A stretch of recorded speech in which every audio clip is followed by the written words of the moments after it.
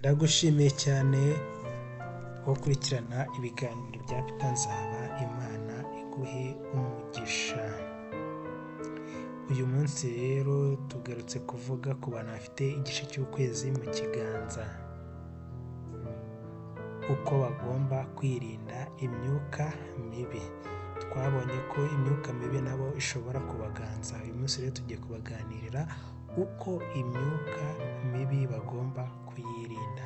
Niba ufite igice cy'ukwezi mu kiganza, cyangwa niba hari umuntu uzifite igice cy'ukwezi mu kiganza, ugomba kumushishikariza kumva iki kiganiro. Cyangwa niba hari inshuti yawe ifite igice cy'ukwezi mu kiganza, mufuwadingire ino video cyangwa mwurize ino video abashe kumva uko yakwirinda iyo myuka mibi.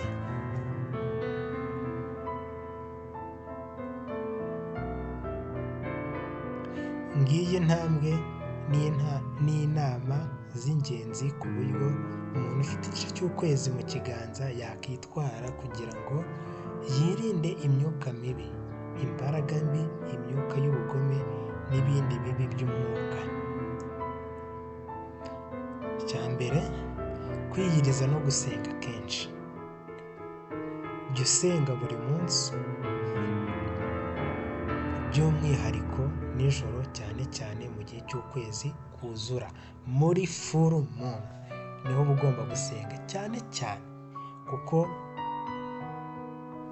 aribwo uba ubasha gusabana n'Imana cyane. Senga usaba umutekano, umucyo, uburinzi bw'umwuka wawe. Ushobora gusaba Imana cyangwa imbaraga z'umwuka kuzenguruka ikakurinda imyuka mibi. Icya kabiri, kwitonda mu byo uvuga no mu mibanire.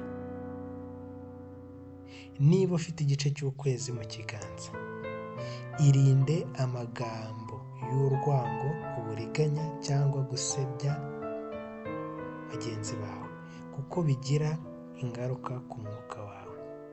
Jya uhitamo kuganira n'abantu bafite umutima mwiza kandi ushyigikira umwuka wawe. Irinde inzangano n'akajagari, birinda ko imyuka mibi yakwinjira. Icya gatatu, gusukura umubiri n'umwuka. Niba ufite igice cy'ukwezi mu kiganza, wiyuhagire ukoresheje amazi meza ashyushye afashwe n'amasengesho cyangwa amavuta y'umwuka, essential oil nka lavender cyangwa frankincense. Shyira mu gikapu cyawe cyangwa mu nzu yawe ibintu byiza by'umwuka ngo amabuye y'ubururu, lapis lazuli cyangwa amethyst, bifasha mu kurinda no gutuza umwuka. Ibimera by'umwuka, incense cyangwa umubavu.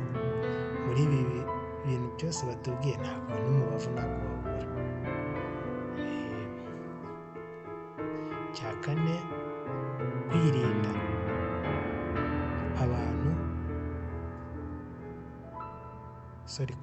ahantu hahurira imyuka mibi.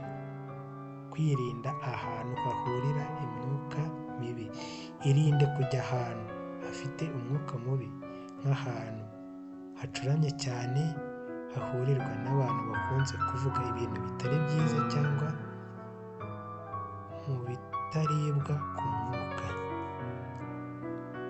Jya wibanda ku bice by'ikirere bihumeka, ahantu hari ubusitani, amazi, imisozi. Nibwo ubasha kwirinda ya myuka mibi. Kujya ahantu hari ubusitani, ahantu ku mazi, ahantu hari imisozi, yego, nicyo kikurinda imyuka mibi. Ikindi cya gatanu, gukoresha umuziki w'umwuka, kumva indirimbo zahimbiwe Imana, nabyo bikurinda imyuka mibi. Icya mbere, niba ufite igice cy'ukwezi mu kiganza, kumva cyangwa kuririmba indirimbo z'umwuka, amasengesho aririmbwa, imiziki ituje ifite intumbero yo guhumuriza umutima. Umuziki uhuza umutima n'isanzure ukora nk'urukuta rutuma imyuka mibi itinjira. Cya gatandatu, kwitoza guhumeka neza no gutuza. Fata umwanya wo guhumeka witonze, deep breathing exercise, ugabanye stress. Gutuza bigabanya imbaraga z'umwijima zishobora kukuganza. Cya karindwi, kuba mu mucyo no mu kuri.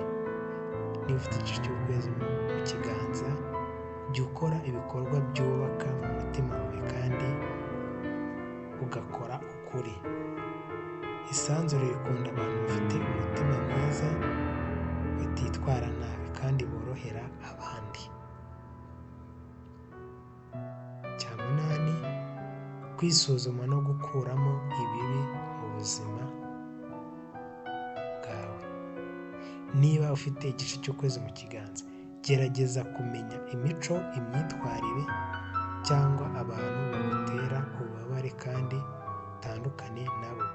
Reka ibikurangaza, ibigutera ubwoba cyangwa ibigutera kwigunga.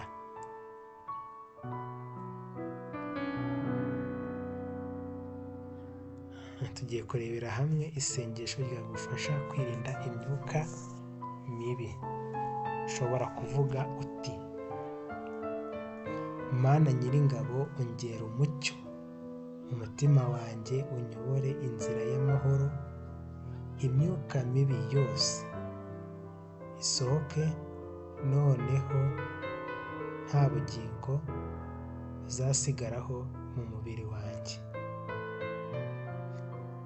Ndi uw'umucyo, ndi uw'amahoro, ndi uw'umutuzo. Amen. Ndagushimiye cyane twabanye muri iki kiganiro. Ndakwibutsa gukanda subscribe kugira ngo tujye tubana mu biganiro byacu bigiye bitandukanye kandi umfashe kubaka umuryango